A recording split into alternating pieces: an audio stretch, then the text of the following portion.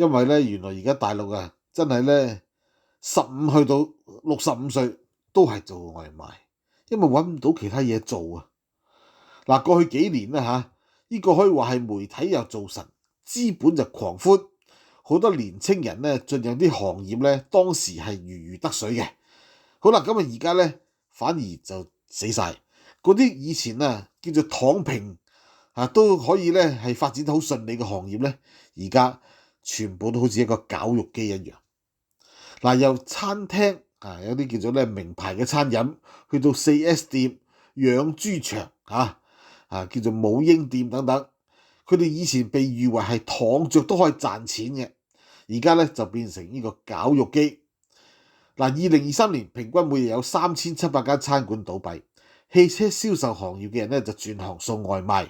養豬戶3年虧損就幾百萬好多以前揾到錢嘅而家全部死晒。